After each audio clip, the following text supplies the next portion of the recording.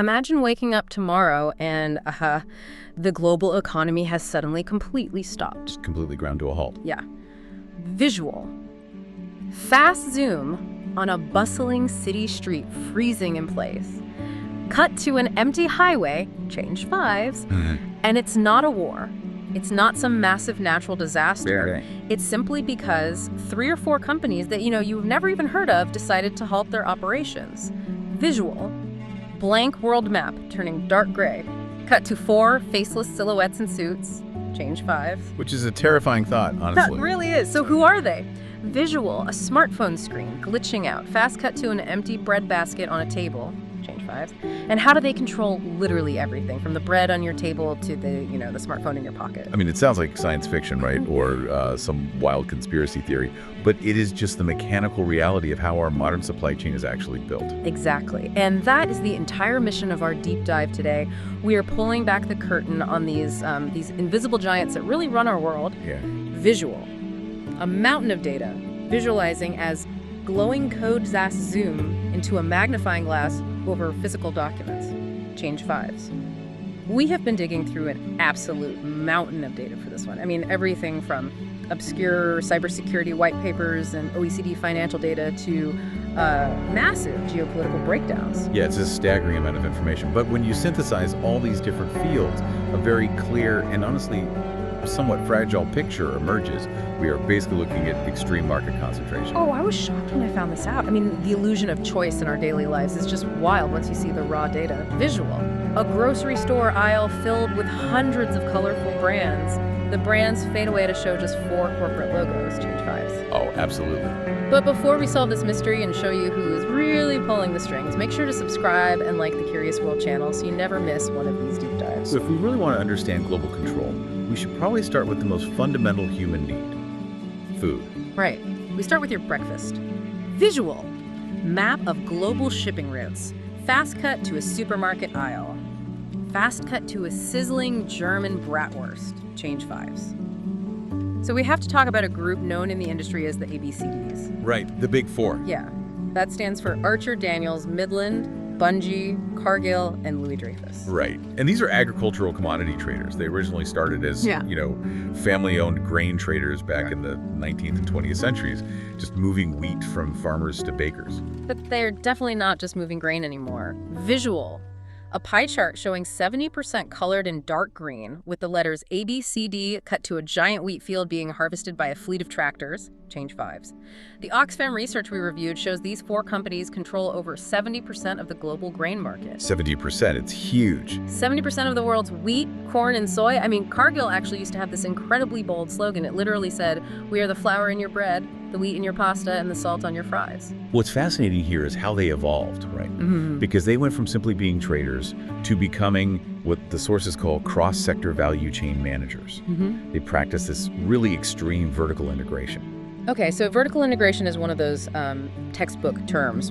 What does that actually look like in the real world? Well, let's make it concrete using a specific example from our sources. The German bratwurst. Germans eat an enormous amount of bratwurst. Over 117 million kilos a year. Wow. Visual.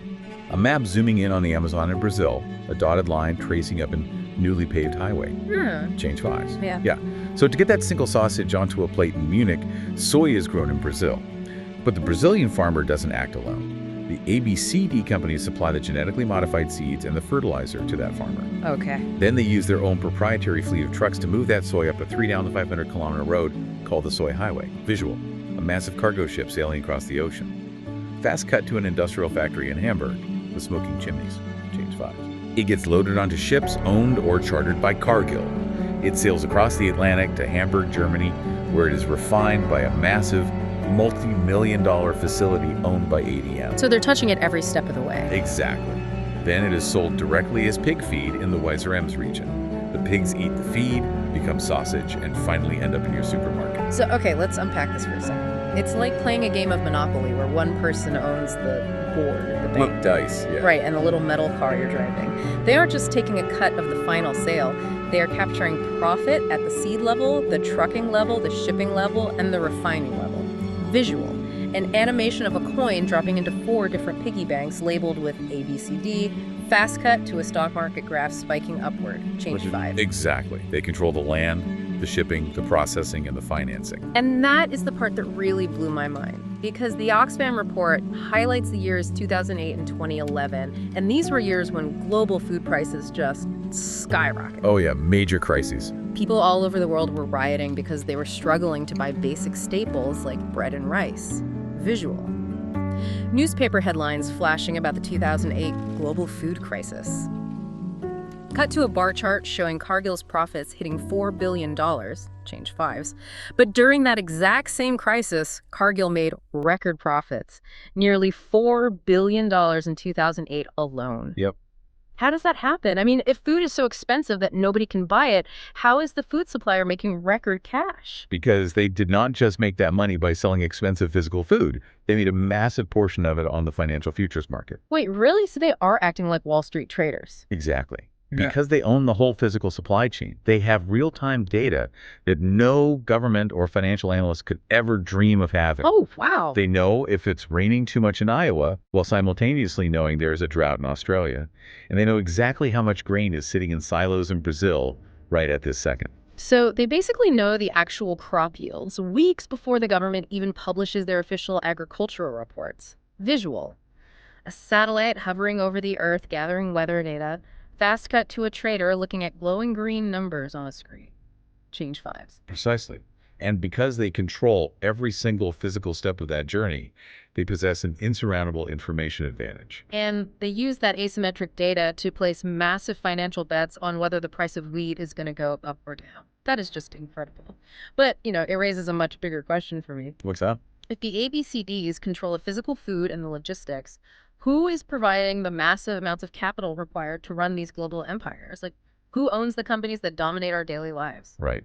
And to answer that, we really have to pivot to the OECD financial data we analyzed, specifically a working paper on institutional investors focusing on a group known as the Big Three. Vanguard, BlackRock, and State Street. Visual. Logos of Vanguard, BlackRock, State Street merging into a giant web connecting airlines, banks, and tech companies. Change 5s. Those are the ones. These are the titans of institutional investing. I mean, they primarily manage index funds and mutual funds for millions of regular people's retirement accounts. The sheer scale of their ownership is hard to overstate.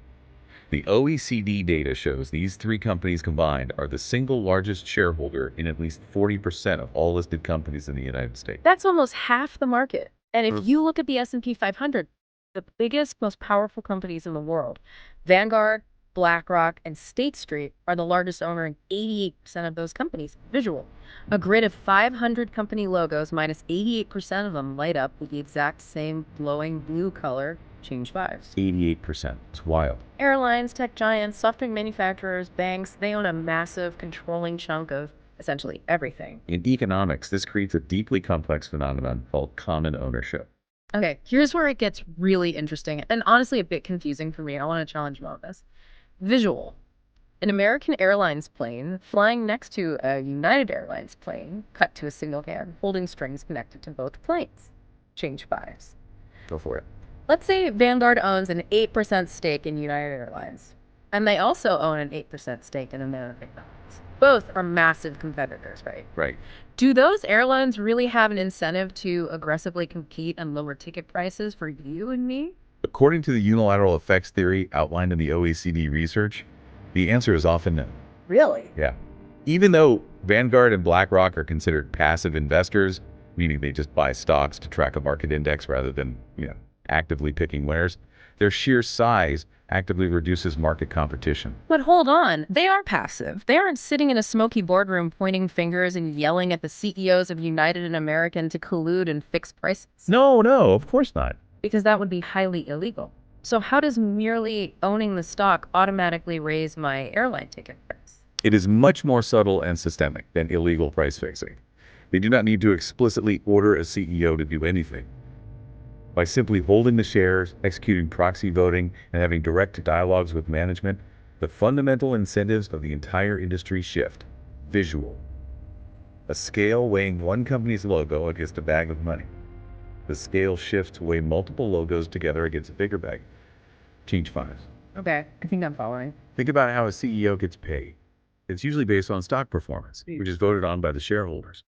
A CEO realizes that their biggest boss, the institutional investor, also owns all their rivals. Right. So if the CEO of American Airlines decides to aggressively slash ticket prices to steal customers away from United Airlines, Vanguard actually loses money on their United shares. Exactly. So the ultimate goal of the corporate executives subtly shifts.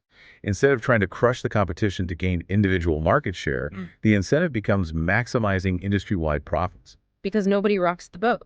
Everyone keeps capacity tight and everyone keeps prices high because the major shareholders demand industry stability over individual company victories. Visual. Two opposing chess pieces shaking hands. Fast cut to a glowing silicon wafer reflecting light. Change fives. You nailed it. Okay, so we have hidden monopolies in the food we eat and hidden monopolies in the finance that dictates corporate behavior. But what about the devices we are using to actually access this information? The tech supply chain. The technology sector is arguably even more bottlenecked. It relies on microscopic physical precision and highly concentrated intellectual property. Yeah, we dug into a corporate analysis of a company called ARM Holdings for this. Visual. Extreme macro shot of microscopic circuits on a microchip, a smartphone screen illuminating a face in the dark. Change fives. I consider myself pretty tech savvy, but I was completely blown away to learn that ARM powers 99% of the world's smartphones. 99%. Yeah, pretty much all of them. Every text, every call, every app. But here is the kicker. ARM doesn't actually manufacture physical chips. Right. ARM operates on a very unique intellectual property licensing model. They designed the chip architecture. You can think of it as the fundamental blueprint, or more accurately, the underlying language that the hardware uses to communicate with the software. Right. It's an instruction set architecture. It's not just a blueprint like, say, a recipe for a cake. Because if it were just a recipe, someone could just write a slightly different recipe and compete with them. Visual. A blueprint of a microchip rolling out. Cut to an endless crowd of cartoon developers typing frantically on laptops. Change fives. Exactly.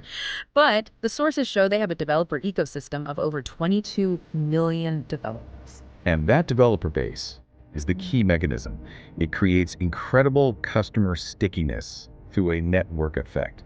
It is like ARM invented a new language, and now 22 million developers only know how to write software in that specific language. Wow. So even if a competitor somehow manufactures a faster, cheaper smartphone chip, It wouldn't matter. because none of the millions of apps in the world would be able to run on it, they just don't speak the language. It is a virtually unbreakable loop, and they are expanding far beyond just your smartphone. The deep dive sources show Google is currently migrating 100,000 of their applications to ARM-based cloud infrastructure. Visual. The Google logo floating in a digital cloud nav, Meta and NVIDIA logos locking together like complex puzzle pieces. Change fives. That's massive. They are also deeply embedded in the AI revolution, forming massive partnerships with Meta and NVIDIA. But while ARM designs the software architecture and the language, the actual physical production of these chips relies on completely different unseen giants. I mean, you can't just dream a chip into existence. Exactly. And that brings us to the most critical physical choke points on the planet. ASML holding in the Netherlands and the geopolitical epicenter of Taiwan. Visual map. Zooming into the Taiwan Strait. Fast cut to an ASML machine flashing lights in a sterile white clean room. Change fives. Right. It is a simple fact. You cannot manufacture a highly advanced microchip today without ASML. But why them specifically? What is so special about their machines? Well, ASML manufactures highly advanced lithography machines. To print a microscopic circuit, and we're talking features the size of a few atoms, these machines use extreme ultraviolet light. Okay. They shine this light through a stencil to burn the microscopic pattern onto the silicon wafer. These machines are incredibly complex, cost hundreds of millions of dollars, and are basically impossible for any other country or company to replicate quickly. And right now, the United States and China are locked in a major geopolitical tech battle over this exact technology. Visual. The flags of the US and China facing off, heady steel padlock slamming shut over a glowing microchip. Change fives. Very much so. ASML is facing strict export controls. They are literally caught in the middle of a superpower tug of war. They are. And Taiwan is the physical epicenter, where those ASML machines actually do the printing. Now, sticking strictly to the geopolitical realities reported in our sources, Taiwan's absolute dominance in semiconductor manufacturing makes it the central node of US-China relations. The entire global tech supply chain, the foundation of modern computing, runs directly through the Taiwan Strait. It is a terrifyingly fragile bridge. And speaking of fragile, the research threw us a wild card here that perfectly illustrates how easily this whole system can be shaken. A tiny company in Japan called LaserTech Corporation, visual. A Japanese flag zoom into a high-tech laser inspecting a glass plate. A stock chart zooming straight up like a rocket. Change 5s. Right, the mask blanks. You mentioned ASML uses stencils to shine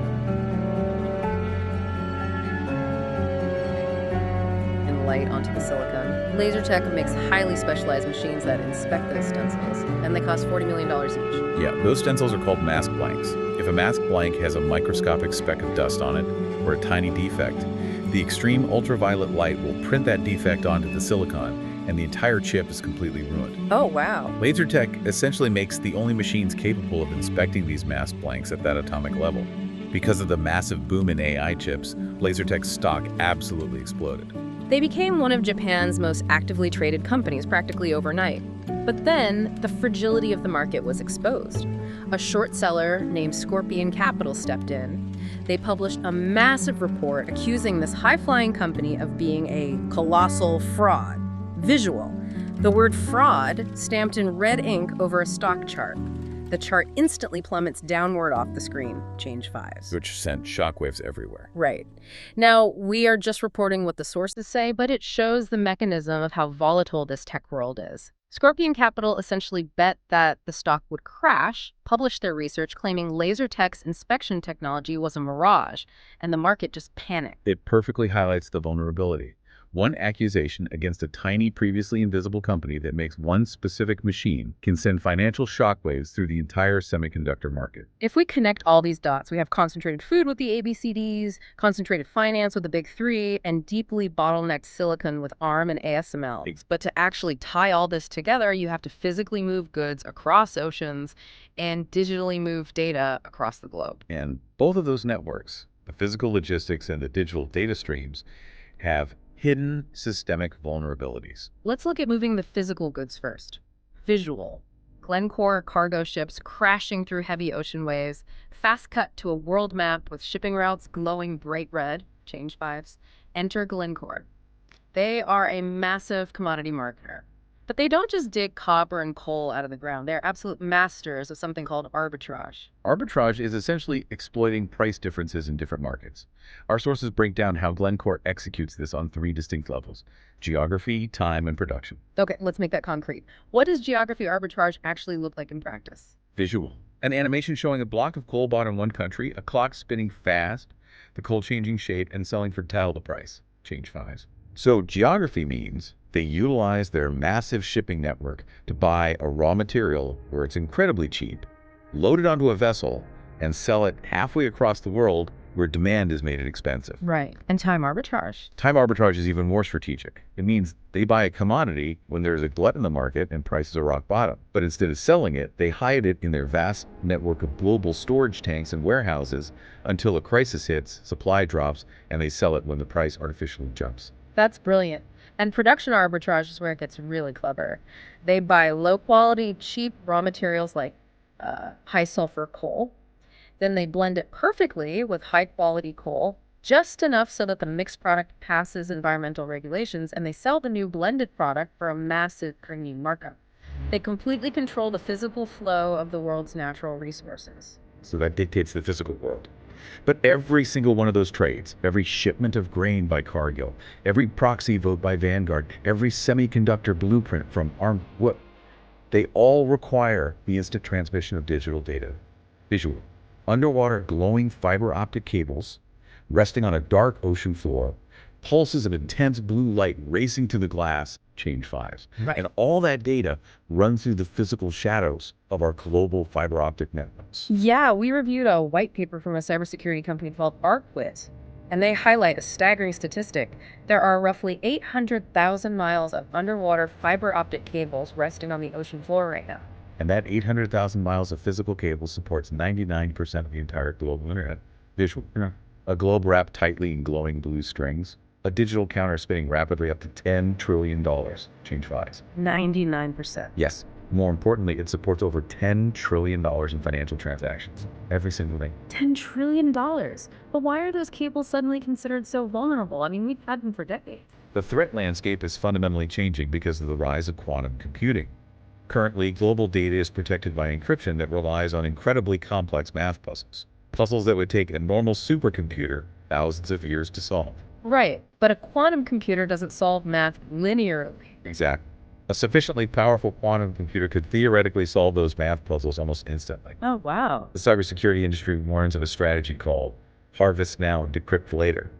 State actors are vacuuming up encrypted data from these underwater cables right now, storing it, and waiting for the day a quantum computer comes online to crack it wide open. So control over that infrastructure means you can execute unprecedented espionage, massive data heists, or complete economic sabotage. It is the ultimate vulnerability. You tap a cable and the world's secrets spill out.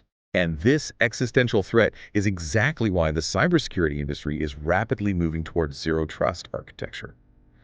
The ARC white paper details how their SKA platform tackles this. Instead of relying on math puzzles, they use quantum-safe symmetric encryption keys, visual. Heavy digital padlocks locking over streams of data, a glowing, impenetrable shield protecting a massive server rack, change 5s. How does that work?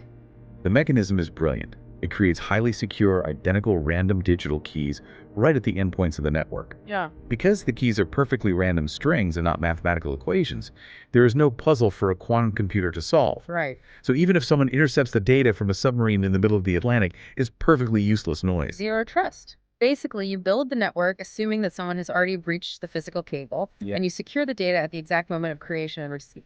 Visual. A fast rhythmic montage, a sizzling bratwurst, the Vanguard logo, a microchip, an underwater cable, a Glencore cargo ship, change 5s. Okay, so let's zoom all the way out.